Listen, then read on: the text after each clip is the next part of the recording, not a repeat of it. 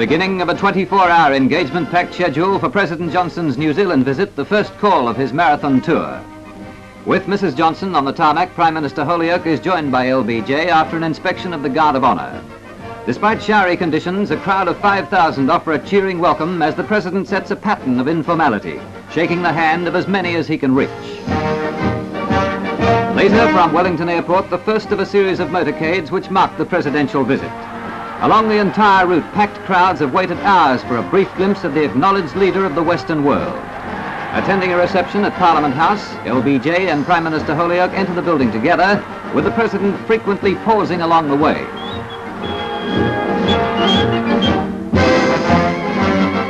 Photographers and cameramen of the world's press record every moment and every movement. Using the famous bulletproof bubble-top limousine, the President and Mrs. Johnson are clearly visible to the throngs of people swarming forward as the motorcade passes. Showered with ticker tape, the President calls to the crowd through his personal public address system, just one item of the maze of communications equipment with which the car is fitted.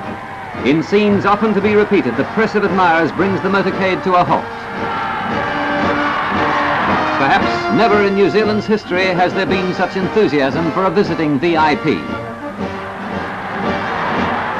A brief 3 hours from New Zealand, the presidential jet touches down at Canberra's Fairburn Airport, heralding another packed itinerary for LBJ's Australian tour.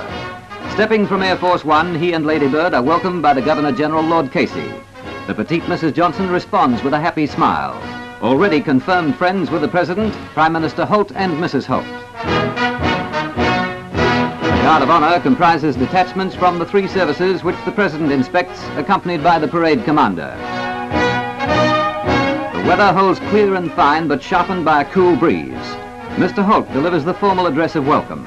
Arc lamps spotlight Old Glory and the special dais from which the President refers to Australian support. You must know that we reciprocate that support in the fullest possible measure. Together, as we have always been, I know that we shall succeed. We are happy and excited to be with you. I have never looked forward to any 2 days in my life with more pleasurable anticipation.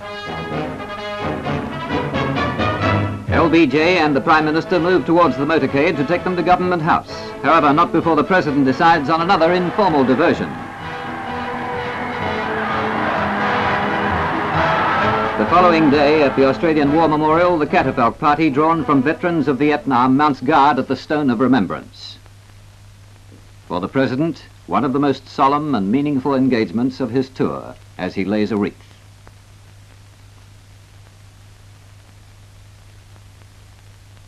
Off the cuff, a brief word with a member of the Guard, an incident not to be missed by the press. The beautifully laid out city of Canberra is of particular interest to Mrs. Johnson, who follows a separate itinerary to the President. At Regatta Point, after the ceremonial planting of an Arizona Cyprus tree, she happily mixes with spectators, significantly dominated by school children, at least one of whom is reluctant to let her go.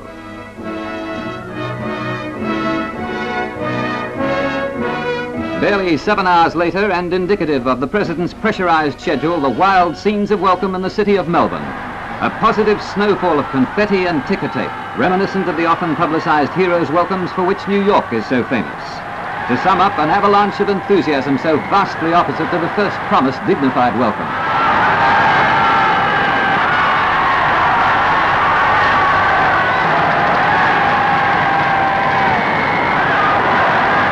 As in almost every motorcade undertaken by the President, a complete halt forced by a mass of people. A sincerely meant hoarding becomes the understatement of the day.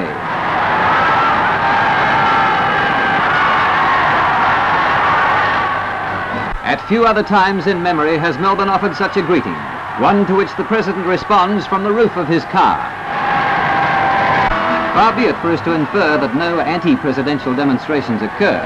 Indeed they do, including the now notorious red and green paint incident. After all, this is the way of democracy, where freedom of thought and speech is our heritage. Outwardly unperturbed, LBJ goes on his way. Sydney's LBJ Day and the vast rush of preparations come to a climax in the heart of the city as the motorcade approaches the town hall. The milling crowd is dozens deep and an R.A.A.F security helicopter swishes overhead. President Johnson in the leading car remembers Sydney from his tour of war duty nearly 25 years ago. Today's great occasion could not have been farther from his mind at that time. Cheers, bunting, clouds of confetti, wildly waving flags, and pigeons on the wing. The motorcade makes towards the National Art Gallery, where koalas find the best vantage points. The gallery is venue for a combined Commonwealth State reception and a focal point for huge crowds, not all of whom offer an unqualified welcome. A loud-voiced group of demonstrators give vent to their feelings as police and security men tighten their ranks to keep them under control. The most militant demonstrators are quick targets for the long arms of the law being bundled unceremoniously away.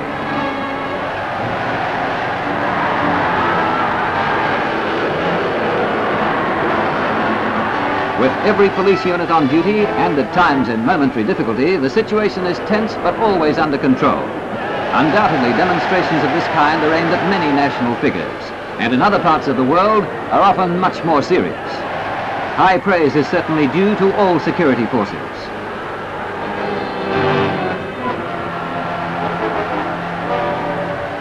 Conceivably, the high point of President Johnson's Sydney visit, a launch trip and lunch on the harbour. At the Maritime Services Board landing, he is presented to members of the crew before embarking on the VIP vessel Captain Phillip. Heading out from the quay, the President and Mrs. Johnson surely take a look at one of our most expensive and talked about buildings.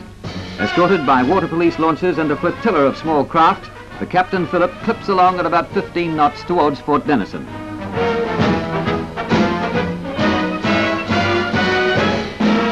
Firefloats pour graceful arcs to the sky and the renowned harbour wears carnival dress. Certainly a fond memory for Ladybird and LBJ.